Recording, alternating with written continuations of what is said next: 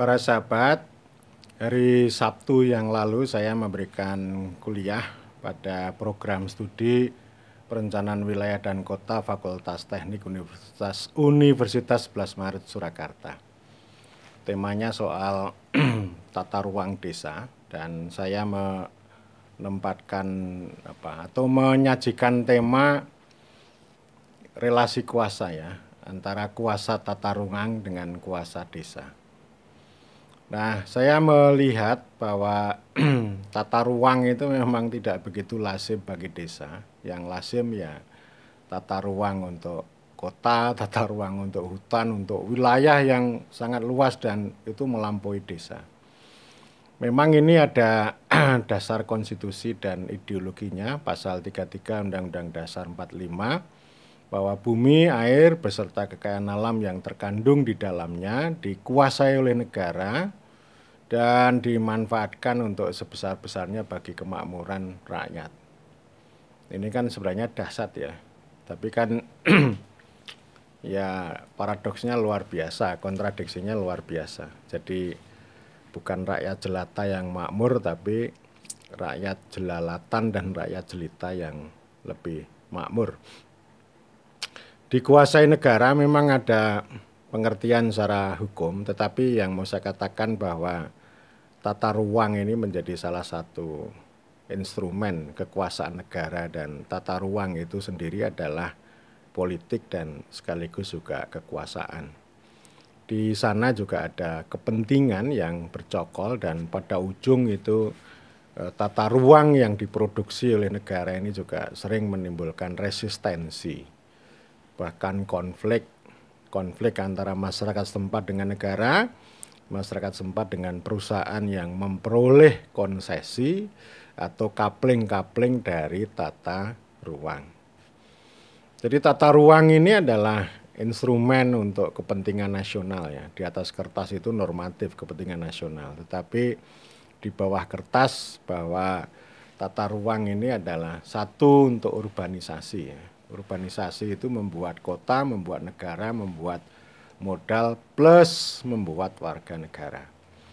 Ada urbanisasi kapital dari desa ke kota, jadi tidak hanya perpindahan penduduk, menciptakan batas-batas demarkasi antara perdesaan yang berbicara pertanian, perkotaan yang berbicara perdagangan, industri, dan jasa.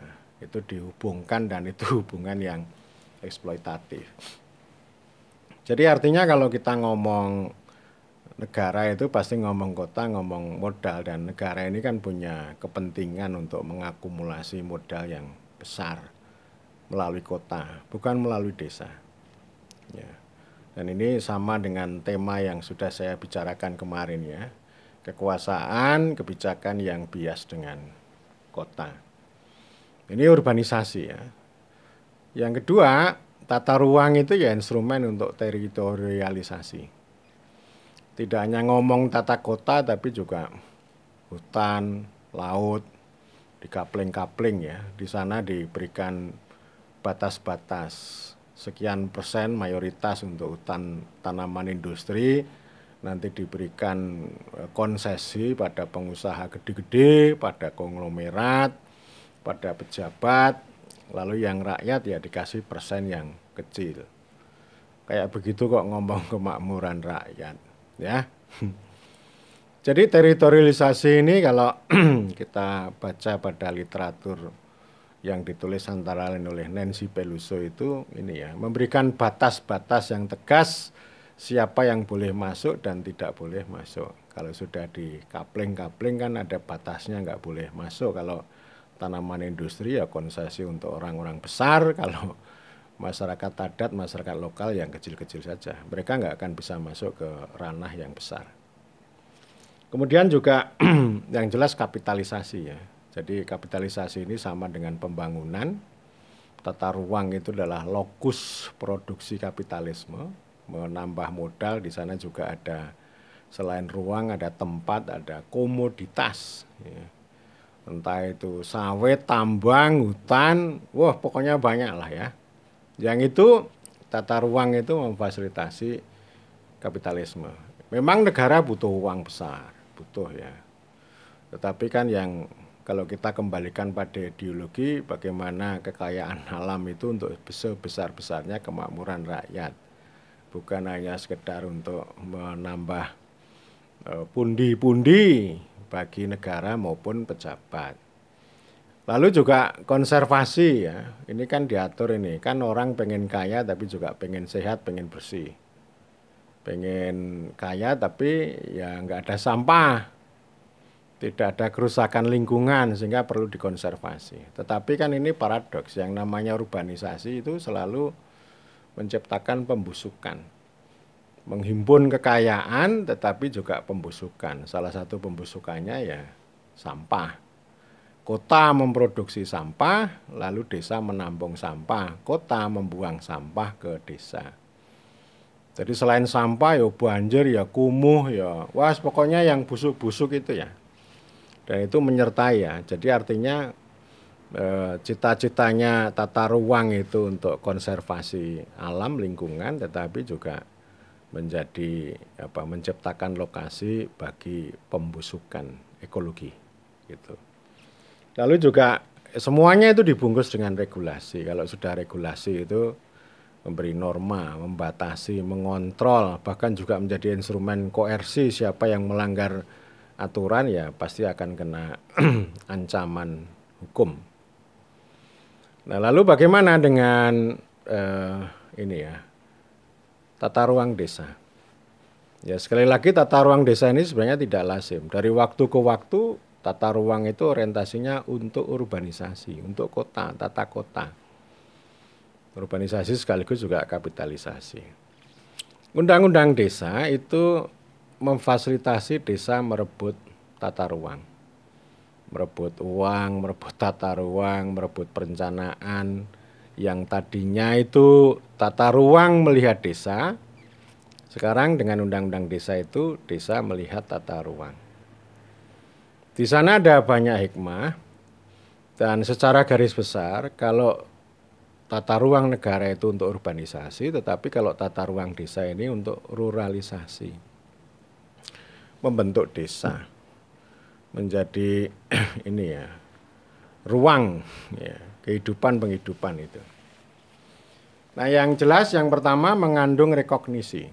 Undang-undang desa merekognisi ya, desa ini karena memang punya ruang dan tempat, punya lokalitas, punya kepentingan masyarakat setempat yang dibatasi dengan ruang desa itu. Dan ruang desa yang direkognisi ini punya makna ruang hidup, kehidupan, dan penghidupan. Hidup itu bicara otonomi, kehidupan itu bicara kerukunan, bicara gotong royong, solidaritas, juga demokrasi. Tetapi kalau penghidupan itu bicara ekologi dan ekonomi. Jadi ini merekognisi ya dengan tata ruang itu artinya memang ini menjadi kekuatan yang tadi untuk mengorganisir yang lokal-lokal tadi, termasuk kepentingan masyarakat setempat yang nanti akan menggerakkan hidup, kehidupan, dan penghidupan. Lalu yang kedua ini representasi. Ini belum diatur cukup detail, tapi ruang peluangnya ada. Desa itu punya otoritas membuat peraturan desa tentang tata ruang yang memang harus memperoleh evaluasi dari bupati. Karena rezim tata ruang itu kan terdesentralisasi ya. Ada di tangan kabupaten kota, di tangan provinsi. Tetapi kadang kalau demi kepentingan nasional tata ruang daerah itu bisa dianulir, bisa ditabrak atau bisa diubah. Nah, artinya dalam pengertian ini desa punya kesempatan kewenangan membuat tata ruang, tetapi harus sesuai atau tidak melanggar tata ruang kabupaten. Dan memang ada juga ini pejabat daerah kan bilang begini, untuk apa desa bikin tata ruang? Sudahlah manfaatkan aset yang ada, kan sudah ada tata ruang kabupaten. Nanti malah bikin kisruh, malah menabrak aturan atau tata ruang yang milik kabupaten. Jadi ini representasi ya, menghadirkan tadi, menghadirkan hidup, kehidupan, dan penghidupan itu ke dalam tata ruang. Di sisi lain yang ketiga, tata ruang ini juga menjadi instrumen kekuasaan untuk memproteksi desa. Di Undang-Undang Desa ditegaskan bahwa pengembangan kawasan, pembangunan kawasan pedesaan oleh pemerintah provinsi, pemerintah kabupaten atau pihak ketiga, ketika memanfaatkan tata ruang dan aset desa wajib melibatkan partisipasi pemerintah desa. Jadi ini selain partisipasi juga proteksi supaya nanti tidak hilang ya. Dan ini memang yang terjadi seperti itu. Ada desa membangun, ada membangun desa. Ada pembangunan desa, ada pembangunan kawasan pedesaan. Kalau desa hanya sibuk dengan pembangunan desa atau desa membangun, dia akan terjebak dalam kemiskinan, keterbelakangan. Tetapi kalau pembangunan yang skala besar, seperti pembangunan kawasan khusus, pembangunan regional, pembangunan kawasan pedesaan tidak melibatkan desa, maka akan memproduksi ketimpangan. Desa hanya menjadi penonton. Nanti air mata diberikan desa, mata air diambil oleh supradesa atau yang lain. Jadi itu namanya juga memproteksi. Selain itu Undang-Undang Desa juga memberikan jalan untuk memproteksi aset desa itu dengan musyawarah desa. Jadi musyawarah desa mengambil keputusan yang paling tinggi untuk 7 hal strategis. Antara lain ya termasuk aset desa, pelepasan aset, tata ruang dan sebagainya itu. Termasuk rencana investasi yang masuk ke desa, ini harus memperoleh persetujuan dari musyawarah desa. Ini punya makna demokrasi protektif, ya, memproteksi, melindungi desa dari gempuran rezim kuasa tata ruang, kapitalisme dan sebagainya.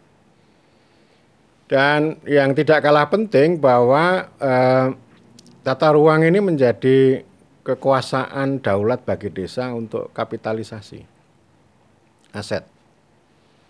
Jadi supaya asetnya ini kan nanti menjadi satu kesatuan. Oleh karena itu kalau kita bicara tata ruang ya jangan normatif, hanya dokumen teknis. Tetapi dia menghadirkan ada ruang, ada komoditas, ada aset. Yang itu nanti menjadi kekuatan kapitalisasi bagi desa. Artinya kita tidak hanya bicara soal properti atau barang milik pemerintah desa yang disertifikasi.